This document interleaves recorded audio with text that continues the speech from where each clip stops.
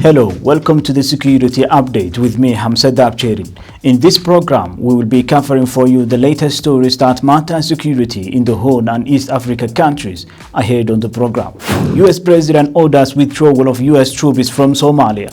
Somaliland welcomes U.S. decision to withdraw troops from Somalia. Somaliland police speaks out of a controversial killing in Hargeisa. UN extends mission to fight piracy off Somali coast.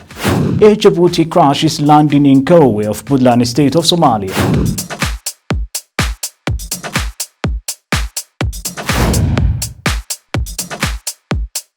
Welcome to the program. The Pentagon has said U.S. President Donald Trump has ordered the withdrawal of nearly all U.S. troops from Somalia by 15th January. The U.S. has about 700 troops in the country helping local forces battle Al-Shabaab and Islamic State militants. President Donald Trump has ordered nearly all American troops to withdraw from Somalia, U.S. officials said on Friday, part of a global pullback by the Republican president before he leaves office next month. That will also see him draw down forces in Afghanistan and Iraq. The United States has about 700 troops in Somalia, focused on helping local forces defeat the Al-Qaeda-linked Al-Shabaab insurgency. The mission has received little attention in the United States, but has been considered a cornerstone of the Pentagon's global efforts to combat Al-Qaeda. In a statement, the Pentagon sought to play down the implications of a withdrawal that experts have said could undermine security in Somalia. While a change in force posture, this action is not a change in U.S. policy, the Pentagon said. The United States already pulled out of Somalia's cities of Bosaso and Galkayo earlier this year. As of last month, U.S. troops were still in the southern port city of Kismayo, Baladugle Air Base in the lower Shabelle region, and in the capital Mogadishu. A U.S. defense official speaking on condition of anonymity said nearly all U.S. forces would leave Somalia, although some would remain in Mogadishu. The Somaliland government has strongly welcomed the total withdrawal of American troops from Somalia. Somaliland says this move sends a message that the regional countries must take responsibility for their own security. According to the country's Foreign Affairs Ministry statement, Somaliland welcomed the U.S. decision to withdraw troops from Somalia within the coming few months and described it as an opportunity to strengthen partnerships with like-minded nations to advance democracy, promote free market, and protect threats against the region. Somaliland believes this move is a message that the regional countries must take responsibility for their own security. This comes after U.S. President Donald Trump ordered the withdrawal of nearly all U.S. troops from Somalia by 15th January. The U.S. has about 700 troops in the country helping local forces battle Al-Shabaab and Islamic State militants. We are still in Somaliland. The Somaliland police have confirmed the killing of Nasteho Ismail Adam, 25-year-old woman in Hargeisa, and the person who confessed her murder is in police custody. The police also said they will take this case to the court very soon.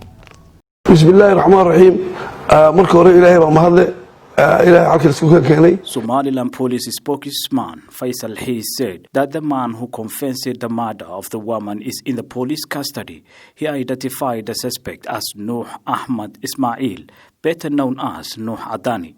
The police also affirmed that he killed the woman out of jealousy as he was in love affair with her. Elaborating the incident, the police spokesperson said the suspect came to the house of Mustafa Hassan Gavadi, though he was not at home at the time the incident happened.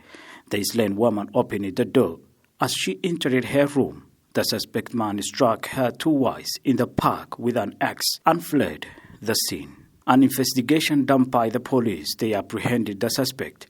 The police did not confirm that he had been raped before the killing. They have not also revealed the photos of the suspect for the public.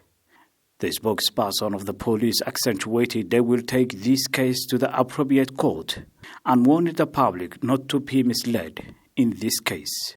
The UN Security Council on Friday extended the mandate of the international forces fighting piracy of Somalia coast by a year. The Security Council also recognized the ongoing threat that is resurgent piracy and armed robbery at sea posed. The UN Security Council has decided for a further period of 12 months from the date of resolution to renew the authorization as set out in paragraph 14 of Resolution 2500 in 2019. It is granted to states and regional organizations cooperating with Somali authorities in the fight against piracy and armed robbery at sea off the coast of Somalia, for which advance notification has been provided by Somali authorities to the Secretary General. The Security Council welcomed the fact that there were no successful piracy attacks off the coast of Somalia in the period 12 months, and noted that joint counter-piracy efforts have resulted in a steady decline in pirate attacks as well as in hijinks since 2011. The Security Council also recognized the ongoing threat that resurgent piracy and armed robbery at sea posed.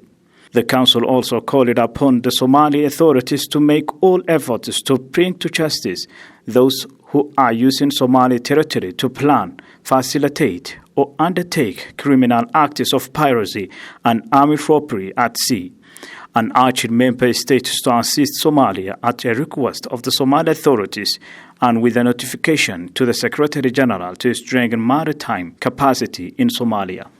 The federal government of Somalia has submitted a request to the UN Security Council to disband the contact group on piracy off the coast of Somalia, commonly abbreviated as CGBCS.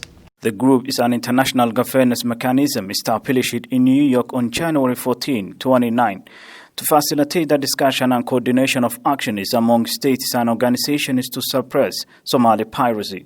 Somalia's ambassador to the UN, Abu Osman, who submitted the case, said the Council has accepted the request and pledged to review by early next year. Ambassador Osman further argued that there is no reason why the group should exist, since no attempt for case was registered off the coast of Somalia in the past 2 years.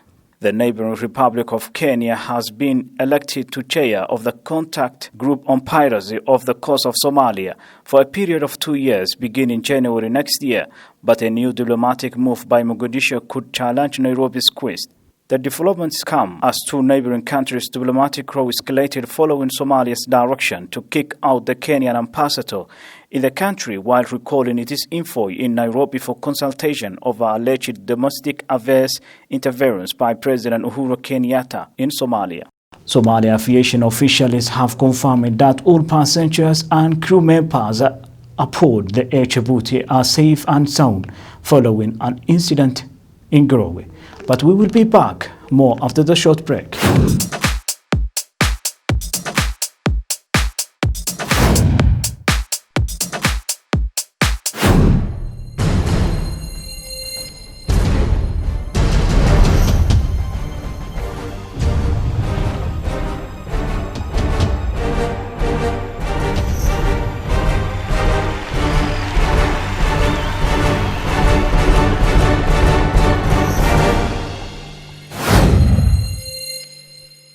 Hello out there. Tune in to CBA TV, the voice of East Africa and beyond. There's so many people around the world who are watching along with you.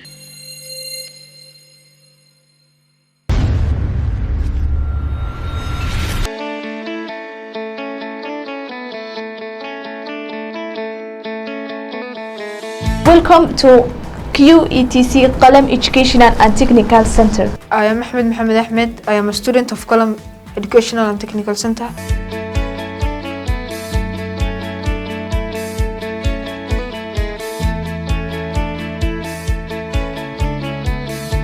Qalam Educational and Technical Center is a place that you can improve your English language. I came with zero English. Now I'm better.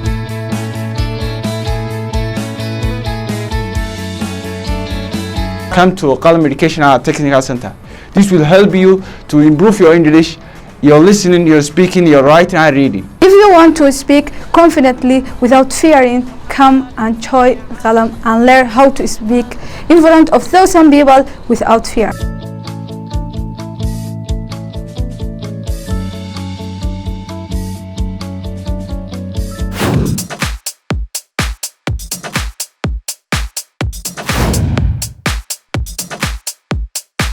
Welcome back to the program. Somali aviation officials have confirmed that all passengers and crew members aboard the Air Djibouti are safe and sound following an accident in Garowe. The passenger plane crash landed at Garowe in Puntland state of Somalia. Djibouti's national carrier suffered a technical failure before resorting to a pale landing. It was not immediately clear what exactly caused the mechanical hitch that seemed to be related to landing gear and wheels. The regional authorities have not yet commented on this incident, and this is not the first time an airplane has crashed in Somalia. On Monday, a Fokker 50-passenger plane carrying the leaders of Hirshabelle, led by the Speaker of the Regional Parliament, to Beledweyne, diverted landing to Mogadishu after one of its engines failed. In July, an aircraft, a Kenyan-registered airplane from Djibouti carrying humanitarian aid, crash-landed before bursting into flames at Ugas Khalif Airport in Beledweyne. Somalia government confirmed that its forces killed 51 Al-Shabaab fighters during the latest poaching attack on the Somali National Army base in the southern region on Monday. Government officials said 6 Al-Shabaab fighters were also arrested, including the mastermind of the attack. The attack also left 15 other people, including soldiers, dead. The government also lauded the civilians who teamed up with the soldiers to defeat the group who had planned to overrun the military base in the southern town of Beledweyne in Mudug region. The government officials said both the soldiers and the local residents fought bravely to defeat Al-Shabaab, with the Somalia army forces termed as the enemy of the Somali people. However, Al-Shabaab said its fighters killed 53 government troops and seized 6 military vehicles, including anti-aircraft guns, during the Monday morning assault. The group, which is fighting to overthrow the federal government, frequently carries out military operations in the southern and central of Somalia. The government forces have stepped up operations against Al-Shabaab in the country in recent days, but the group still controls swaths of rural areas, conducting ambushes and planting landmines. As the Shabelle River broke its banks, a large number of families have displaced their residential homes. The shelters and farms are inundated with the river water. As the floods continue, the outbreaks of cholera and other waterborne diseases are more likely to affect these internally displaced people. These are among the number of families displaced by the Shabelle River floods after it affected their residential homes. They include elderly people, women and children, and now they are demanding an emergency help from the regional state leader. Many of the residents rely on the international aid and local NGOs. However, the current situation is very critical, as the local press reported. According to the eyewitnesses, say many families trapped in the flooded village, unable to leave the place because they are too weak and have no fare to travel further away from the affected places. Many local doctors predict there will be outbreaks if the Somali government and international aid did not arrive in an appropriate time. According to the report, the Somali security forces have shot dead a man while planting landmine in Mogadishu Warta district. Al-Shabaab has been making roadside bombs, killing government soldiers in the capital city, though the group has not commented on this incident. According to the security forces, the man was digging to parry the land after a tip-off from the residents. The district commissioner of Warta Zainab Hamse praised it and said the security forces thwarted the attack. She said the security forces risked their lives for the public and called on the public to always report suspicious activities. She also added that investigations are underway to hunt for the people who sent him to plant the landmine. Al-Shabaab has been making roadside bombs, killing government soldiers in the capital city and elsewhere in the country, though they have not talked about this incident. The police of Galmudug state of Somalia has apprehended 300 illicit alcohol during a police operation in the region. All kinds of alcohol are prohibited under Somalia's laws and in correspondence with the Islamic Sharia tenets. The district police commissioner praised the police and other security forces for apprehending 300 illicit alcohol bottles. The district police commissioner said without the support of the security forces, this wouldn't happen, and he deeply applauds their work performance. Officials from the regional authorities, including the police commissioner, have poured the alcohol drinks into the sun and destroyed them in public. The police have not revealed the identity of the suspects. They have also appealed the residents to avoid the illicit business and urged them to report cases of individuals training on drugs. Somalia is 100% Muslim country with strict regulations on alcohol use, and all kinds of alcohol are prohibited under the Somalia's law. And with that story of Galmudug, police apprehended the 300 illicit alcohol during a police operation in the region. We'll wrap up our program for this time. Thank you very much for being with us. My name is Hamse Daabjeerin.